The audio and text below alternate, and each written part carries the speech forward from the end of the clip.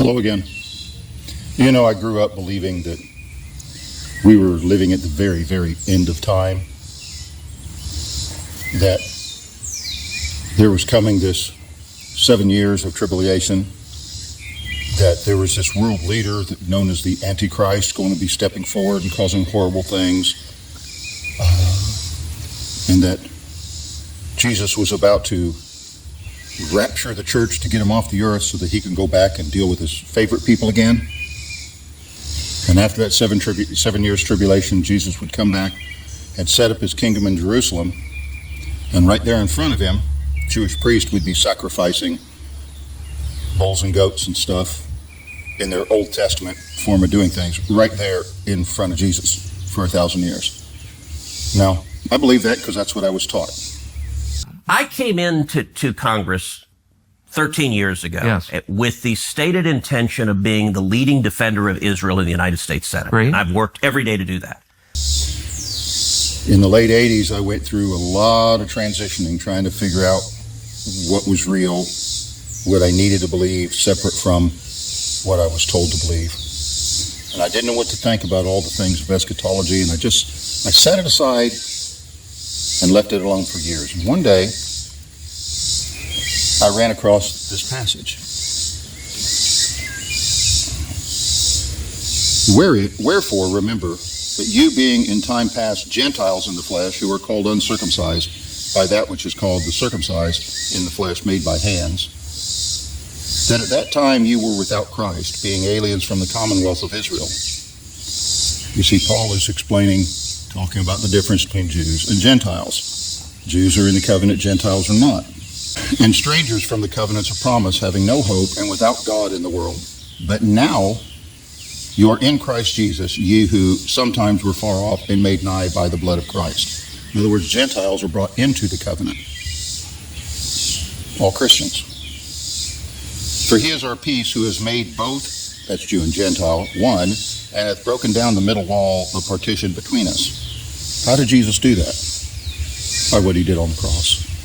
He tore down the separation. Having abolished in the flesh the enmity, even the law of commandments contained in ordinances for to make in himself of twain one new man, so making peace, and that he might reconcile both unto God in one body by the cross, having slain the enmity thereby. Okay? What he did on the cross eliminated a distinction between Jew and Gentile. It eliminated the distinction between Jew and everybody else. So that there was nothing special about being Jew anymore.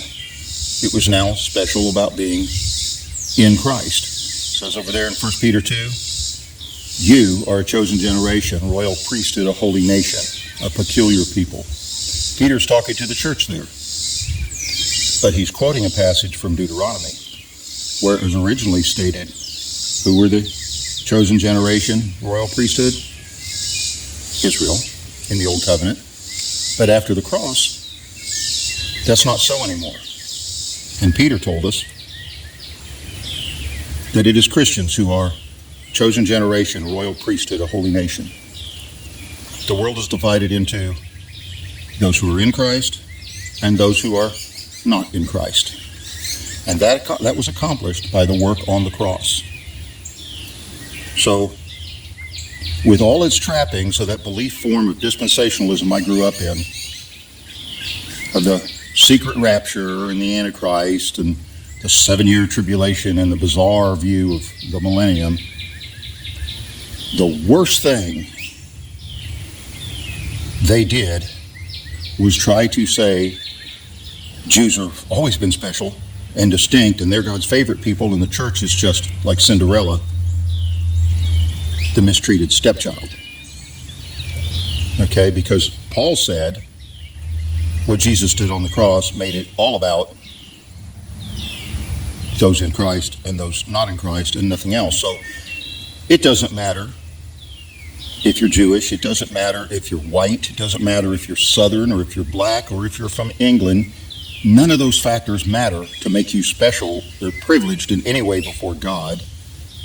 It only matters if you're in Christ or not in Christ. To make it so anybody is special, including a Middle Eastern country, is to tear down the work done by the cross. And that is blasphemy. They sing about Jesus is coming again, and they can't wait till they fly away.